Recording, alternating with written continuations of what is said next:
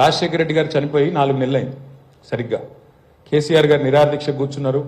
ఒక ఉద్విగ్నభరితమైన వాతావరణం రాష్ట్రం అంతా ఉంది.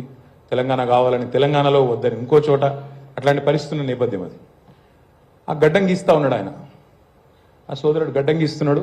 ఏదో ఒకటి ముచ్చట పెట్టాలి కదా, గడ్డం గీస్తున్నప్పుడు ఏం ముచ్చట లేకుండా ఎట్లుంటుంది. సరే గడ్డం గీస్తుంటే ఏ ఊరు తమ్ముడు అన్నా, కరెక్ట్ కత్తి ఇక్కడ ఉంది, పులివెందుల సార్ అన్నాడు. ఇక ముచ్చట బంద్ ఆడికి. ఏం మాట్లాడుతావు ఇంకా. అప్పుడే రాజశేఖర రెడ్డి గారు చనిపోయి 4 నెలలు అయింది. మనం తెలంగాణలో లొల్లిపెట్టి మనమేమో ఆగమాగం చేస్తాను. ఆ సోదరుడు పులివెందుల ఏదో మర్డర్ కేసులు అరెస్ట్ అయ్యి జైలు ఉన్నాడు, కత్తి ఇక్కడ ఉంది. ఇంకేం మాట్లాడతాం, వామ్మ ఇదట ఉందని చెప్పి ఏం మాట్లాడకుండా ఆయన నవ్వి లేదు సార్, నాకు రాజశేఖర రెడ్డి గారు అంటే ఇష్టమే, కానీ కేసీఆర్ గారు అంటే ఇష్టం, నాకు ఫైటర్లు ఇష్టం సార్, ఫైటర్ ఎవరైనా సరే ఏదైనా సరే కొట్లాడేటోళ్ళు అంటే ఇష్టం సార్ అని చెప్పి చాలా మర్యాదగా. సో ఇప్పుడు నారు గారు చెప్పగానే నాకు వెంటనే నేను ఫ్లాష్ బ్యాక్లోకి వెళ్ళిపోయాను. సో కార్టూనిస్ట్ ఇట్లా కూడా తయారవుతారు అన్నట్టు. అంటే మనం మెడ మీద కత్తి పెట్టి నా కార్టూన్ ఎట్లుంది చెప్తా వస్తా. రాజకీయ నాయకులు కూడా ఫెసిలిటీ ఉంటే బాగుండు, కానీ మాకు లేదు. బట్ ఎనీవే, చాలా ఆహ్లాదకరమైన వాతావరణంలో ఈరోజు ఇంత చక్కటి ఫ్యామిలీ వాతావరణంలో శేఖర్ గారి స్మారకార్థం జరిగిన ఈ కార్యక్రమంలో పాల్గొనడం నాకు సంతోషంగా ఉంది. రాజకీయాల్లో తెల్లారు లేస్తే మాకు ఇందాక నేను చెప్పినట్టు రోజు ఒక మూసలో, ఒక ఉరవడిలో మేము కొట్టుకొని పోతూ ఉంటాం. అప్పుడప్పుడు ఎత్తుకుతూ ఉంటాం సందర్భాలు. సృజనకారులు, కళాకారులు, రచయితలు, కవులు, చిత్రకారులు ఇట్లాంటి వాళ్ళతో మమేకం కావడానికి, కూర్చోవడానికి, సంభాషించడానికి వేదికలు దొరికితే దానికి మించిన తృప్తి లేదు. మా సుబ్బయ్య గారు ఉన్నారు, అప్పుడప్పుడు కలుస్తూ ఉంటారు సుబ్బయ్య గారు. అట్లా మిత్రులు కలిసినప్పుడు డెఫినెట్గా పాత జ్ఞాపకాలు, స్మృతులు, ఆ రోజు ఎట్లా ఉండేది, ఈ రోజు ఎట్లా ఉంది, మనం అనుకున్నది సాధించామా లేదా, ఇట్లాంటి కొన్ని తెలుసుకోవడానికి అవకాశం ఉంటుంది. అట్లాగే శేఖర్ అన్న గురించి మీరు చెప్తా ఉంటే నిజంగా కూడా చాలా గొప్పగా అనిపించింది. నేను శేఖర్ గారిని వ్యక్తిగతంగా ఎన్నడూ కలవలేదు, కానీ చంద్రకళ గారు చెప్తా ఉండే తెలంగాణ బిల్లు పాస్ అయిన రోజు అప్పటికే క్యాన్సర్ ఉంది, అప్పటికే ఆరోగ్యం దెబ్బతిన్నది, కానీ ప్రత్యేకించి డ్రైవర్ని పిలిచి కారు ఎక్కి కూర్చొని నేను పోవాలని చెప్పి జిద్దు చేసి గన్ పార్క్ దగ్గర పోయి కూర్చొని కొద్దిసేపు మురిసిపోయిండు, మా తెలంగాణ వచ్చిందని మురిసిపోయిండు అని చెప్పి మేడం చెప్తుంటే చాలా గొప్పగా అనిపించింది. దురదృష్టం కాకపోతే అపాయింటెడ్ డే కంటే ముందే, జూన్ 2, 2014 కంటే నెల ముందే శేఖర్ అన్న మరి మన దురదృష్టం వారు మన మధ్యన లేకుండా పోయినారు. బట్ ఏదేమైనప్పటికీ పెద్దలు చెప్తారు, పిక్చర్ ఇస్ వర్త్ 1000 వర్డ్స్. ఒక చిత్రం, ఒక కళారూపం 1000 పదాలతో సమానం అని చెప్తారు.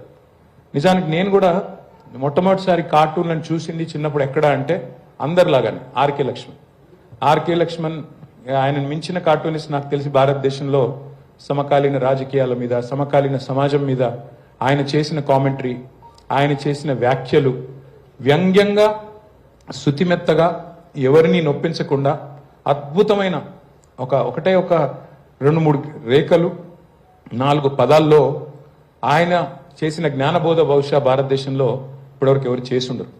ఆర్కే లక్ష్మణ్ గారికి వీళ్ళందరూ ఏకలవ్య శిష్యులే అనుకుంటా ఉన్నాను నేనైతే. ఆయనంటే ఇష్టపడని, ఆయనంటే అభిమానించని కార్టూనిస్ట్ ఉంటాడు ప్రపంచంలో నేను అనుకోను. అట్లాగే నేను బాగా ప్రభావితమైన మరొక కార్టూన్, జనరల్ కార్టూన్, అది పొలిటికల్ కార్టూన్ కాదు, ఇంగ్లీష్లో బిల్ వాటర్స్ అని ఒక ఆయన ఉంటాడు, క్యాల్విన్ అండ్ హాబ్స్ అని అద్భుతమైన కార్టూన్. మీరు అది చూడాలి, ఎవరైనా చూడకపోతే దయచేసి చూడండి ఎప్పుడన్నా. ఒక చిన్న పిల్లోడు ఉంటాడు క్యాల్విన్ అని, వాడు 2 ఏళ్ల పిల్లోడు. ఇప్పుడు ఇందాక అటు దొరుకుతున్నాడు చూడు ఆ పిల్లగాడు, వాడిలాగా చిన్నోడు ఉంటాడు. వాడు జీవిత తత్వం అంతా చెప్తుంటాడు, వాళ్ళ అమ్మతో వాడి సంభాషణ, అందులోంచి వాడు జీవిత సారాంశం, పెద్దవాడిలాగా ఆల్మోస్ట్ ఒక 70 ఏళ్ల పెద్దోడిలాగా జీవిత సారం అంతా చూసిన వాడిలాగా, జీవితం అంతా చూసిన వాడిలాగా ఒక ఫిలాసఫీ చెప్తా ఉంటాడు. అండ్ అది కూడా చాలా హ్యూమరస్గా, చాలా గొప్ప కార్టూన్ అది. బిల్ వాటర్సన్ అనే కార్టూనిస్ట్, నేను బాగా అభిమానించే కార్టూనిస్ట్లో ఆయన ఒకరు. అట్లా క్యాల్విన్ అండ్ హాబ్స్ అనేది కూడా నాకు one of the favourite cartoon series అండి. ఇక తెలుగులో మీకు తెలుసు గొప్ప వాళ్ళు ఉన్నారు. ఈనాడులో శ్రీధర్ అన్న, మీ అందరికీ మనందరికీ సుపరిచితులు, అసలు మహా కళాకారుడు. సాక్షిలో శంకరన్న నేను కార్టూన్లు మాత్రమే గీస్తాడు అనుకో, ఇంత అద్భుతంగా పంచ్ డైలాగులతో మాట్లాడతారని తెలియదు. ఇట్లా అయితే మీరు అర్జెంటుగా మైక్ పట్టుకుని మరి ఏదో రాజకీయ పార్టీలో చేరాల్సిందే. ఇంకా ఇంత బాగా, ఇంత హ్యూమరస్గా శంకర్ గారు మాట్లాడతారని కూడా నేను అనుకోలేదు. బట్ థ్యాంక్ యూ శంకరన్న. మీరు నాకు ఆ రోజు రవీంద్ర భారతిలో మీరు పిలిచి గౌరవించిండ్రు. 20 ఏళ్ళు అయింది ఆ దానికి రమ్మన్నారు కార్యక్రమానికి. ఇవాళ మళ్ళీ పిలిచి గౌరవించి అంత అద్భుతమైన గాంధీ పెయింటింగ్ కూడా ఇచ్చినందుకు, గాంధీ క్యారికేచర్ కూడా ఇచ్చినందుకు హృదయపూర్వకంగా ధన్యవాదాలు. మహాత్మా గాంధీ విషయంలో ఆ రోజు మీరు వచ్చినప్పుడు కూడా చెప్పాను, ఇప్పుడు కూడా చెప్తాను.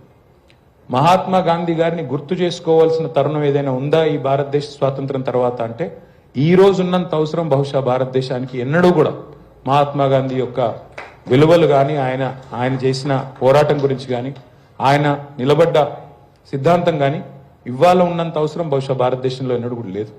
అందుకే మొన్న మధ్యన మీరు తీసుకొచ్చిన అద్భుతమైన కాఫీ టేబుల్ బుక్ ఏదైతుందో దానికి హృదయపూర్వకంగా మీకు అభినందనలు.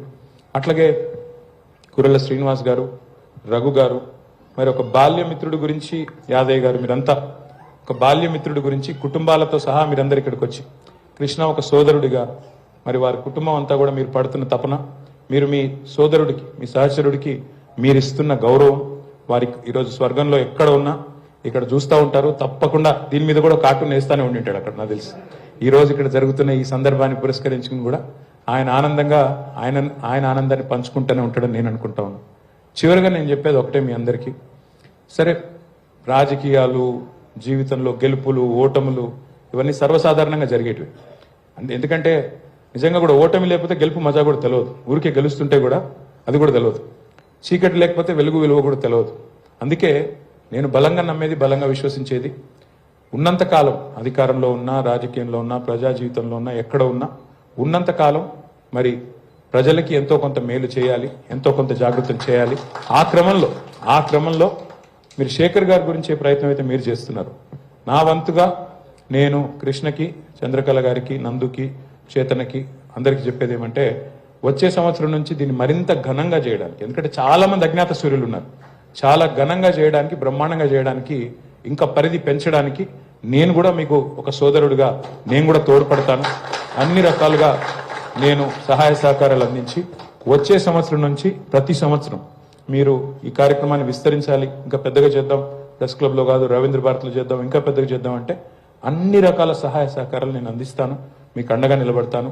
దయచేసి ఇంకా గుర్తించండి, కళని ప్రోత్సహిద్దాం, ఇంకా గుర్తిద్దాం. ఇంకా చాలా మంది ఉన్నారు. ఇప్పుడు నారు గారు చెప్పారు, నేను హెయిర్ కటింగ్ చేసుకుంటోని కానీ నాకు కళ ఇష్టం, అందులో భాగంగానే నేను ఇట్లా వచ్చినా అని చెప్పాను.